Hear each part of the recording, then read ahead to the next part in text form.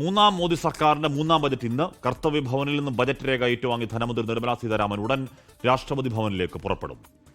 ബൽറാം നെടുങ്ങാടി കർത്തവ്യ പഥിൽ നിന്ന് അവിടുത്തെ ധനമന്ത്രാലയത്തിൽ നിന്ന് ചേരുന്നുണ്ട്. ബൽറാം, കാത്തിരിക്കുന്നു, പ്രത്യേകിച്ച് നമ്മൾ സംസ്ഥാനം പ്രതീക്ഷയോടെ കാത്തിരിക്കുകയാണ്. ഇനിയിപ്പോൾ അധികം സമയമില്ല ബജറ്റ് അവതരണത്തിന്. പറയൂ, അവിടെ നിന്ന് എന്തെല്ലാം കാര്യങ്ങളാണ് ഇപ്പോൾ? കുറച്ച് ഔദ്യോഗിക ചടങ്ങുകളൊക്കെ തന്നെ അവിടെ തീർക്കാനുണ്ടാകുമല്ലോ.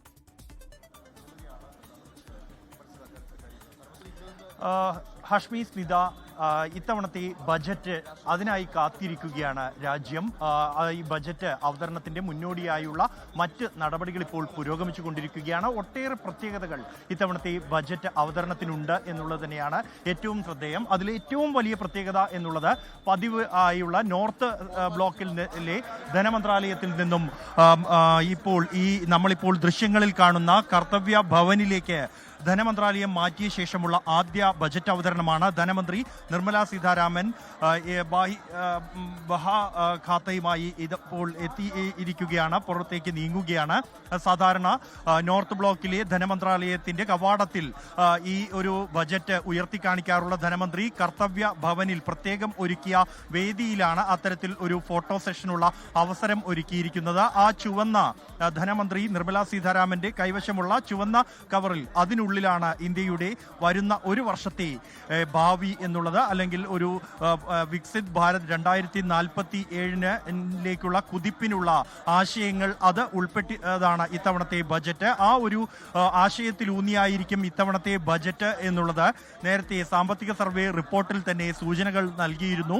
ദീർഘകാല പദ്ധതികൾക്ക് ഒപ്പം തന്നെ ഹ്രസ്വകാല പദ്ധതികളും ഉൾപ്പെടുന്നതാകും രാജ്യത്തിന്റെ ഇത്തവണത്തെ ബജറ്റ് എന്ന് ഈ സാമ്പത്തിക സർവേ റിപ്പോർട്ടിൽ കൃത്യമായി തന്നെ നിർവചിച്ചിരുന്നു. അത് മാരത്തോണിനോടൊപ്പം തന്നെ സ്പ്രിന്റും ഓടേണ്ട സാഹചര്യമാണ് രാജ്യത്ത് എന്നായിരുന്നു ഈ സാമ്പത്തിക സർവേ റിപ്പോർട്ടിൽ വ്യക്തമാക്കിയിരുന്നത്. അതിൻ്റെ ഒരു കൃത്യമായ അവസരമാണ് ഇപ്പോൾ, അല്ലെങ്കിൽ അത് ആ ഒരു ബജറ്റ് അതെല്ലാം ഉൾക്കൊള്ളുന്ന ബജറ്റാണ് ധനമന്ത്രി നിർമ്മലാ സീതാരാമൻ ഇപ്പോൾ മാധ്യമങ്ങൾക്ക് മുന്നിൽ പ്രദർശിപ്പിക്കുന്നത്. ധനമന്ത്രി ഇപ്പോൾ ഇവിടെ നിന്നും യാത്ര തിരിക്കുകയാണ്. നേരെ ധനമന്ത്രി എത്തുന്നത് ഇനി രാഷ്ട്രപതി ഭവനിലേക്കായിരിക്കും എത്തിച്ചേരുക. രാഷ്ട്രപതി ഭവനിൽ നിന്നും ബജറ്റിന് രാഷ്ട്രപതിയുടെ ഔപചാരികമായ അംഗീകാരം വാങ്ങി അവിടെ നിന്നും രാഷ്ട്രപതിയോടൊപ്പം ബ്രേക്ക്ഫാസ്റ്റ് കഴിച്ചായിരിക്കും, ഒരു ബ്രേക്ക്ഫാസ്റ്റ് മീറ്റിംഗിന് ശേഷമായിരിക്കും പാർലമെന്റിലേക്ക് തന്റെ 9ാമത്തെ ബജറ്റ് അവതരിപ്പിക്കുന്നതിനായി പുറപ്പെടുക.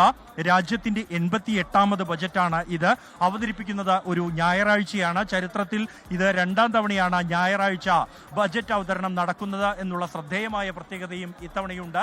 ഓഹരി വിപണികളൊക്കെ തന്നെ ഞായറാഴ്ചയാണെങ്കിലും തുറന്നു പ്രവർത്തിക്കുകയാണ്. അത്രത്തോളം കാത്തിരിക്കുന്നുണ്ട് രാജ്യം ഈ ഒരു ബജറ്റിന് വേണ്ടി, സാമ്പത്തിക മേഖല ഈ ബജറ്റിന് വേണ്ടി. ഇത്തവണ ആഗോള സാഹചര്യങ്ങൾ ഉൾപ്പെടെ മുൻനിർത്തിയുള്ളതാണ് ബജറ്റ് എന്നുള്ളതും ശ്രദ്ധേയമാണ്. ഇന്ത്യക്കെതിരായ US-ന്റെ തീരുവ യുദ്ധം, അതിനെ മറികടക്കാൻ എന്തെല്ലാം നടപടികൾ ധനമന്ത്രിയുടെ ബജറ്റിൽ ഉണ്ടാകുമെന്ന് രാജ്യം കാത്തിരിക്കുകയാണ്. നേരത്തെ സാമ്പത്തിക സർവേ റിപ്പോർട്ടിൽ തന്നെ ഈ ഒരു താരിഫ് യുദ്ധത്തിന്റെ ആഘാതങ്ങളൊന്നും തന്നെ ഇന്ത്യയുടെ സാമ്പത്തിക രംഗത്തെ ബാധിച്ചിട്ടില്ല എന്നും സാമ്പത്തിക മേഖല കുതിപ്പ് തുടരുമെന്നും ഏറ്റവും വേഗത്തിൽ വളരുന്ന സാമ്പത്തിക ശക്തിയായി ഇന്ത്യ തുടരും എന്നും സാമ്പത്തിക സർവേ റിപ്പോർട്ടിൽ വ്യക്തമാക്കിയിരുന്നു. ഇത്തവണ വികസിത് ഭാരത് 2047 എന്ന ലക്ഷ്യത്തിൽ ഊന്നിയുള്ള ബജറ്റാണ് എന്നതുകൊണ്ട് തന്നെ അടിസ്ഥാന സൗകര്യ വികസന പദ്ധതികൾ, GDP വർധനവ് എന്നിവ ലക്ഷ്യം വെച്ചുള്ള പ്രത്യേക പദ്ധതികൾ ബജറ്റിൽ ഉണ്ടാകും. ഒപ്പം തന്നെ ഈ സാധാരണ നിലയിൽ ധനമന്ത്രിമാർ ബജറ്റിന്റെ A വിഭാഗത്തിലായിരിക്കും കൂടുതൽ സമയം നൽകുക എങ്കിൽ ഇത്തവണ B വിഭാഗത്തിലായിരിക്കും കൂടുതൽ ഊന്നൽ നൽകിയിട്ടുണ്ടാവുക, അല്ലെങ്കിൽ ദീർഘമായി സംസാരിക്കുക B വിഭാഗത്തിൽ ആയിരിക്കും എന്നുള്ള സൂചനകളും ലഭിക്കുന്നുണ്ട്. ഇത്തരത്തിൽ ശ്രദ്ധേയമായ ഒട്ടേറെ മാറ്റങ്ങൾ ഇത്തവണ ബജറ്റിൽ ജനങ്ങൾ കാത്തിരിക്കുന്നുണ്ട്. അതിൽ ഈ ആഗോള സാഹചര്യങ്ങൾ, രാജ്യത്തെ നിലവിലുള്ള സാമ്പത്തിക സ്ഥിതി എന്നിവ കണക്കിലെടുത്തുകൊണ്ട് വികസിത് ഭാരത് 2047 അത് സാക്ഷാത്കരിക്കാൻ ആവശ്യമായി ഉള്ള പുതിയ പദ്ധതികൾ, അതിൽ 5 സംസ്ഥാനങ്ങളുടെ നിയമസഭാ തിരഞ്ഞെടുപ്പ്, കേരളവും പശ്ചിമ ബംഗാളും ഒപ്പം തന്നെ തമിഴ്നാടും അടക്കമുള്ള 5 സംസ്ഥാനങ്ങളിലെ നിയമസഭാ തിരഞ്ഞെടുപ്പ് മുന്നിൽ നിൽക്കെ ആ സംസ്ഥാനങ്ങൾക്കായി എന്തെല്ലാം നീക്കിവെച്ചിട്ടുണ്ട് എന്നുള്ളതും ശ്രദ്ധേയമാകും. കഴിഞ്ഞ ബജറ്റിൽ ബീഹാറിനും ഒപ്പം തന്നെ ആന്ധ്രാപ്രദേശിനും പ്രത്യേക പാക്കേജുകൾ ഉണ്ടായിരുന്നു, കൂടുതലായ ഊന്നൽ നൽകിയിരുന്നു. ഇത്തവണ ഈ തെരഞ്ഞെടുപ്പ് അടുത്ത സംസ്ഥാനങ്ങൾക്കായി ധനമന്ത്രി എന്തെല്ലാമാണ് നീക്കിവച്ചിരിക്കുന്നത് എന്നുള്ളത് ശ്രദ്ധേയമായ ഒരു കാര്യമാണ്.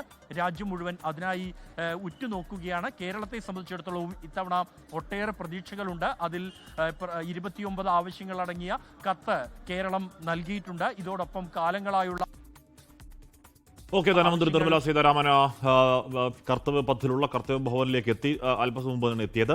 അവിടെ നിന്ന് പുറത്തേക്കിറങ്ങി രാഷ്ട്രപതി ഭവനിലേക്കുള്ള യാത്രയിലാണ്. അതിനു മുമ്പ് കയ്യിലുള്ള സംഗതി അങ്ങനെ ഇങ്ങനെ ഉയർത്തിപ്പിടിച്ച് കാണിക്കുന്നുണ്ട്. അതായത് അടുത്ത 1 വർഷത്തേക്കുള്ള രാജ്യത്തിന്റെ സാമ്പത്തിക ഭാവി അവിടെ ഉണ്ട്. ലോകത്തെവിടെയായാലും ഏത് സമയത്തും 24 വാർത്തകളും ഓഗ്മെന്റഡ് റിയാലിറ്റി പാക്കേജുകളും എക്സ്പ്ലെയിനറുകളും വിശദമായി കാണാൻ ഞങ്ങളുടെ യൂട്യൂബ് ചാനൽ നിങ്ങൾക്ക് സബ്സ്ക്രൈബ് ചെയ്യാം.